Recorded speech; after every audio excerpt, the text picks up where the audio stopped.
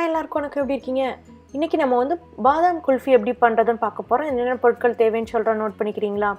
நான் 1 லிட்டருக்கு பால் எடுத்து வச்சுருக்கேன். நீங்கள் ஹோல் மில்காக இருந்தாலும் சரி, 2% மில்காக இருந்தாலும் சரி, லோ ஃபேட் மட்டும் எடுக்க வேண்டாம்.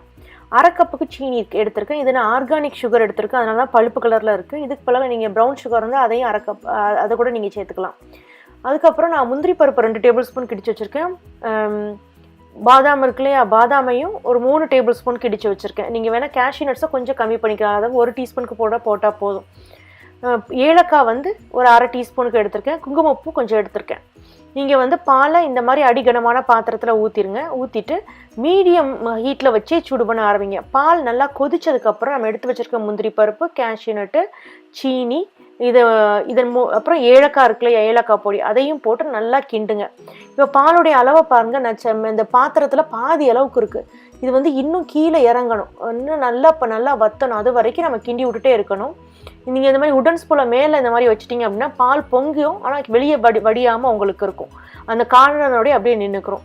ஆனால் உடன் ஸ்பூனையே யூஸ் பண்ணுங்கள். அப்போ தான் பாத்திரத்தில் ஸ்க்ராட்ச் விழாமல், கீரல் விழாமல், சட்டுன்னு சத்தம் கேட்காமல் இருக்கும். ஆனால் முடிஞ்ச அளவுக்கு உடன் ஸ்பூனை யூஸ் பண்ணுங்கள்.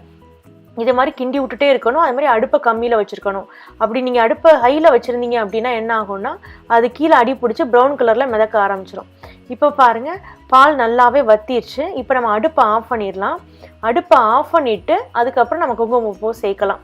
இப்போ பாருங்கள், முதல்ல மேலே வர பால் இருந்துச்சு, இப்போ பாருங்கள் கீழே வர இறங்கிடுச்சா. இப்போ நாம் வந்து அதில் குங்குமப்பூ சேர்க்குறோம். அடுப்பை ஆஃப் பண்ணிவிட்டு சேருங்க, ஏன்னா அந்த சூட்லேயே அது வந்து அந்த கலர் எல்லாம் அப்படியே கொஞ்சம் கொஞ்சமாக வெளியே வர ஆரம்பிக்கும். இப்போ அது நல்லா குளிர்ந்ததுக்கப்புறம் நாம் இதை வந்து நம்ம எந்த மோல்டில் ஊற்றி வைக்க போகிறோமோ அதில் ஊற்றி வைக்கணும். சுட ஊற்றி வச்சோம் அப்படின்னா அந்த பிளாஸ்டிக் மோல்டு வந்து மெல்ட் ஆக ஆரம்பிச்சிடும். பாருங்க, நல்லா ரொம்ப ரிச்சான எல்லோ கலரில் இருக்குது. காரணம் நம்ம வந்து நல்ல குவாலிட்டியான இந்த குங்குமப்பூவை போட்டிருக்கோம். இந்த மாதிரி நான் வந்து ஒரு செராமிக் பவுல்லையும் ஊற்ற போகிறேன். அந்த குல்ஃபி மோடல் அதுலேயும் ஊற்ற போகிறேன்.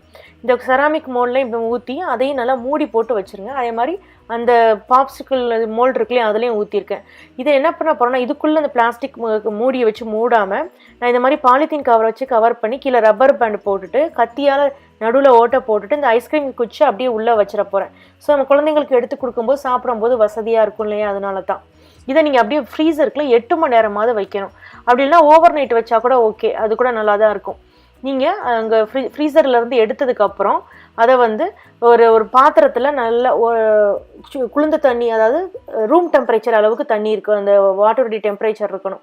அதில் இந்த குல்ஃபி மோடை வந்து கீழே வர அதனுடைய கழுத்து பகுதி வர தண்ணியில் முக்கி எடுத்திங்கன்னா இந்த மாதிரி இந்த குல்ஃபி மோட்லேருந்து குல்ஃபி வந்து அப்படி லூஸாக வெளியே வர ஆரம்பிச்சிடும். இல்லை நம்ம தட்டிக்கிட்டே இருப்போம், அது வந்து வரவே வராது. இப்போ பாருங்கள், இப்போ நான் வந்து இந்த குல்ஃபி மோல்டையும் இந்த செராமிக்கையும் அந்த ஒரு பெரிய பாத்திரத்தில் தண்ணி எடுத்து உள்ளே வச்சனால எனக்கு ஈஸியாக அது கலண்டுட்டு வருது. இதை வந்து நீங்கள் எடுக்கிறதுக்கு ரப்பர் ஸ்பேச்சுலா மாதிரி எதாவது யூஸ் பண்ணிங்கன்னா ரொம்ப வசதியாக இருக்கும், நல்லா வழுக்கிட்டு வந்துடும் அது. இப்போ நான் வந்து இடித்து வச்சுருக்க பாதாம் பருப்பை மேலே சேர்க்குறேங்க. மேலே கருப்பாக இருக்கிறது வந்து நம்ம ஏலக்காய் தூள் போட்டோம் இல்லையா, அதுதான் அப்படி கருப்பாக இருக்குது.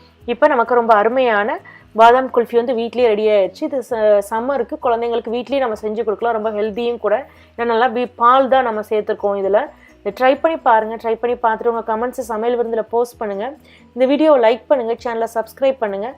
கூட பெல் சிம்லையும் கிளிக் பண்ணிட்டீங்கன்னா நான் அப்டேட் பண்ணுற வீடியோஸ் நீங்கள் உடனே பார்க்கலாம். நம்ம இன்னொரு வீடியோவில் சந்திக்கலாம். நன்றி, வணக்கம்.